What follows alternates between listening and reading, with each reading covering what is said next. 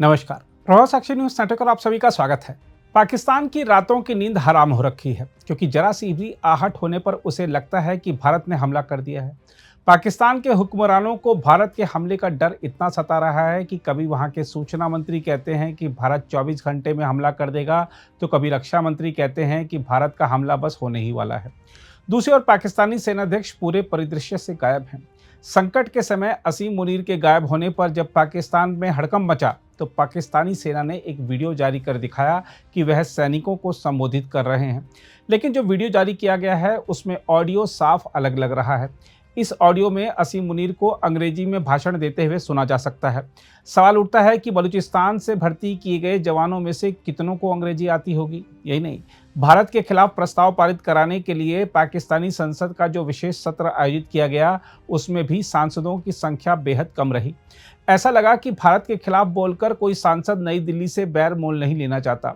दूसरी ओर पाकिस्तान ने अपने रक्षा बजट में भारी वृद्धि का ऐलान तो कर दिया है, लेकिन उसे समझ नहीं आ रहा है कि यह पैसा कहां से आएगा। हम आपको बता दें कि पाकिस्तान की गठबंधन सरकार भारत के साथ तनाव के कारण अगले बजट में रक्षा खर्च में 18% की वृद्धि कर इसे 2500 अरब रुपए से अधिक करने की तैयारी कर रही है।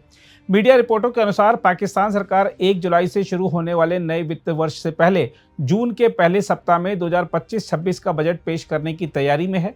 समाचार पत्र एक्सप्रेस ट्रिब्यून की रिपोर्ट के अनुसार पाकिस्तान पीपुल्स पार्टी यानी पीपीपी के प्रमुख बिलावल भुट्टो जरदारी के नेतृत्व में पार्टी के प्रतिनिधिमंडल ने सोमवार को बजट मामलों पर चर्चा करने के लिए प्रधानमंत्री शहबाज शरीफ और उनकी आर्थिक टीम से मुलाकात की।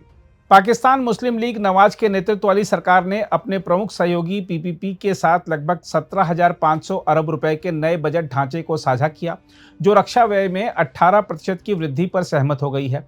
समाचार पत्र ने सूत्रों के हवाले से कहा है कि भारत के साथ हाल ही में बढ़े तनाव के कारण पीएमएल-एन और पीपीपी के बीच रक्षा बजट बढ़ाने पर सहमति बनी है।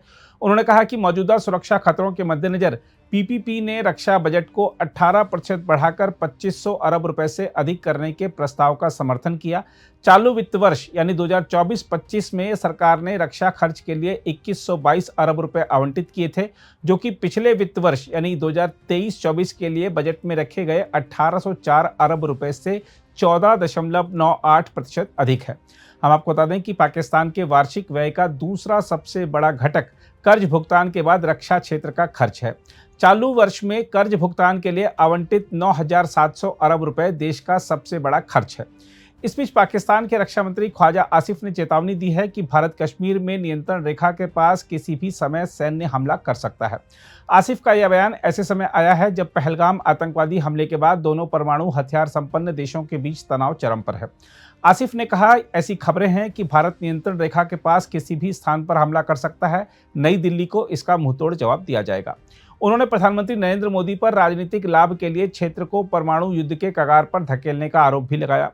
आसिफ ने यह आरोप दोहराया कि नई दिल्ली खैबर पख्तूनख्वा और बलूचिस्तान में आतंकवादी गतिविधियों में शामिल है। उन्होंने दावा किया कि हमने 2016 और 2017 में संयुक्त राष्ट्र को सबूत मुहैया कराए थे, जिसमें भारत द्वारा आतंकवाद को वित्त पोषित किए जाने का वीडियो भी शामिल थे। आसिफ ने दोनों प्रांतों में हुई हालिया आतंकवादी घटनाओं को अफगानिस्तान से संचालित होने वाले संगठनों द्वारा अंजाम दिए जाने और उन्हें कथित तौर पर भारत का समर्थन प्राप्त होने का दावा भी किया। हम आपको याद दिला दें कि पिछले हफ्ते सूचना मंत्री अत्ता तरार ने कहा था कि भारत की ओर से संभावित हमले की आशंका के चलते 24 से 36 घंटे महत्वपूर्ण हैं। हालांकि समय बीत गया और भारत की ओर से कोई कार्रवाई नहीं हुई। इस बीच पाकिस्तान के सेना प्रमुख जनरल सैयद असीम मुनीर ने सोमवार को एक बार फिर कहा कि पाकिस्तान अपनी राष्ट्रीय प्रतिष्ठा और लोगों की समृद्धि की रक्षा के लिए पूरी ताकत से जवाबी कार्रवाई करेगा। सेना की ओर से जारी बयान के मुताबिक जनरल मुनीर ने जीएचक्यू में 15वीं राष्ट्रीय कार्यशाला बलूचिस्तान के प्रतिभागियों के साथ बातचीत के दौरान यह टिप्पणी की।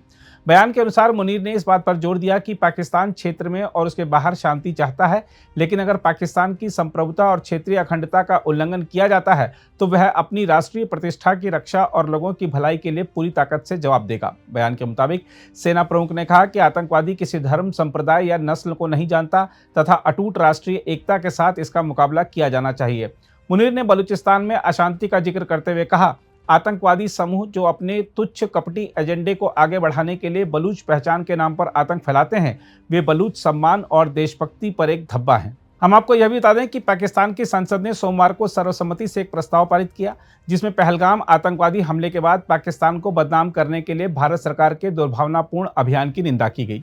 सत्तारूढ़ दल पाकिस्तान मुस्लिम लीग नवाज के सांसद तारिक फजल चौधरी ने प्रस्ताव पेश किया। इसमें 22 अप्रैल को पहलगाम में हुए हमले से पाकिस्तान को जोड़ने के सभी निराधार प्रयासों को खारिज कर दिया गया। प्रस्ताव में पाकिस्तान को बदनाम करने के लिए भारत सरकार द्वारा चलाए जा रहे सुनियोजित और दुर्भावनापूर्ण अभियान की निंदा की गई।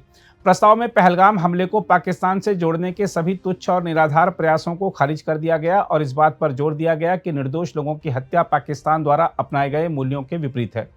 इसमें भारत की सिंधु जल संधि को स्थगित रखने की गैर कानूनी और एकतरफा घोषणा की भी निंदा करते हुए कहा गया कि यह संधि का स्पष्ट उल्लंघन है, जो स्पष्ट रूप से युद्ध की कार्रवाई के समान है। प्रस्ताव में आगाह किया गया है कि भारत द्वारा किसी भी आक्रमण की स्थिति में पाकिस्तान अपनी रक्षा करने में सक्षम है। हालांकि इसमें यह भी रेखांकित किया गया कि पाकिस्तान के लोग शांति के लिए प्रतिबद्ध हैं। पाकिस्तानी संसद ने यह भी मांग की कि भारत को पाकिस्तान में आतंकवाद और लक्षित हत्याओं के विभिन्न कृत्यों में शामिल होने के लिए जवाबदेह ठहराया जाना चाहिए। इसने कश्मीरियों के आत्मनिर्णय के अधिकार के लिए समर्थन की भी पुष्टि की। अगर आप भी लेना चाहते हैं देश दुनिया की तमाम जानकारी तो आज ही सब्सक्राइब करें हमारे चैनल को। साथ ही नीचे दिए बेल आइकन को जरूर दबाएं ताकि हर अपडेट आप तक पहुंच सके।